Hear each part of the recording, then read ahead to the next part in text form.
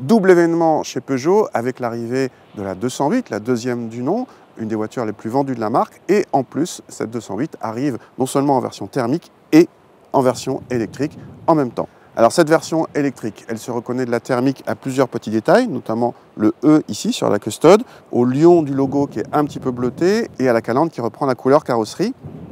Cette i208 ou 208 électrique va être accompagnée dans le groupe avec la Corsa électrique qui partage la même plateforme et aussi par la DS3 Crossback e-Tense.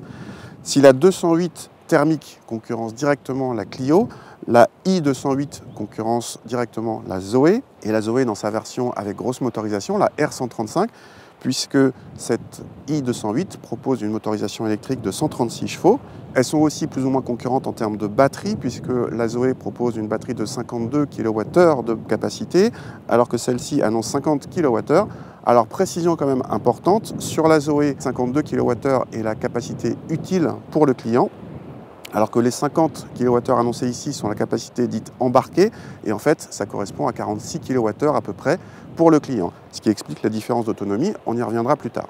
Dernier point, la gamme i208, puisqu'il s'agit d'une gamme, propose plusieurs niveaux de finition. Ici on a un niveau allure, moyen haut de gamme. L'intérieur est entièrement nouveau et on retrouve le célèbre petit volant avec les compteurs à regarder par-dessus, comme sur la première 208, mais ceux-ci sont désormais numériques et avec un effet 3D à partir de notre finition allure. Au centre, un grand écran tactile de 10 pouces, optionnel à ce niveau de gamme, surmonte les non moins célèbres touches piano, celles-ci en deux parties, ayant une partie tactile et une autre mécanique. Il y a peu de différence, si ce n'est au niveau du plancher, avec cette marche présente uniquement sur la i208, et la touche piano la plus à droite qui donne accès aux menus spécifiques à l'électrique, comme les flux d'énergie ou le rayon d'action avec les points de recharge. L'ensemble de la présentation a un côté high-tech et l'aspect qualitatif est globalement soigné avec des plastiques moussés dès le deuxième niveau de finition et des assemblages très corrects. Le point faible vient des places arrière avec une habitabilité moyenne en deçà de celle de la Clio et très loin des Polo ou Ibiza. Malgré tout, il faut signaler que l'habitabilité et le volume de coffre sont identiques entre les versions thermiques et électriques, preuve d'une très bonne intégration des batteries sous le plancher. Au volant de cette Peugeot i208, donc 100% électrique, donc tout le tralala habituel des électriques, à savoir un silence de fonctionnement à basse vitesse qui est remarquable, le couple qui est disponible dès le départ, et donc en ville c'est un régal parce qu'en plus on n'a pas de vitesse, etc. Mais ça c'est comme toutes les électriques. Par rapport à la Zoé, on a plus de couple, mais attention, on a plus de couple selon les modes de conduite. En mode sport, on a 260 Nm de couple et 136 chevaux, mais si on passe en mode normal puis en mode éco, on a moins de couple et moins de puissance, et donc on perd en performance. Pour profiter de toute la puissance, il faut donc être en mode sport, et c'est uniquement dans ce mode que vous pourrez passer de 0 à 100 en 8 secondes 1 selon Peugeot, soit un peu plus vite que sur la Zoé. Par rapport à la Zoé, cette 208, elle est un petit peu plus confortable, le filtrage est vraiment remarquable, il est très similaire à ce qu'on a vu sur les 208 thermiques.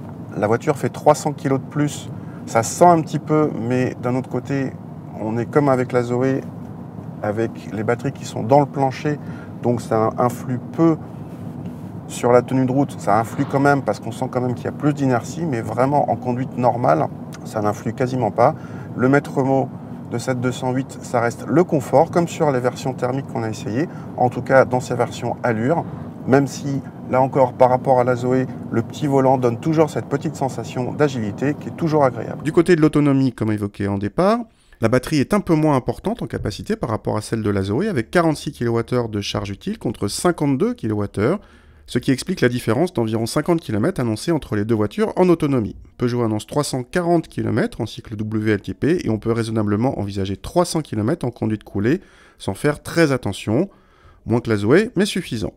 A noter que Peugeot, à l'achat d'une i208, vous inscrit d'office au réseau Free2Move de bornes de recharge qui comprend plus de 27 000 bornes en France, dont celle du réseau Ionity, et 800 bornes de recharge rapide de plus de 50 kW, car la i208 supporte la charge rapide jusqu'à 100 kW en série, alors que la Zoé propose en option la charge rapide jusqu'à 50 kW seulement. L'abonnement Free2Move coûte 4,99 € par mois, auquel il faut rajouter le prix des recharges. En tarif, Peugeot ne propose pas de formule de location de batterie, vous achetez la i208 en entier. Les tarifs vont de 32 000 à 37 000 € hors bonus écologique de 6 000 €. C'est moins cher que la Zoé, mais la Renault propose aussi la formule avec location de batterie qui vous demande moins de trésorerie initiale.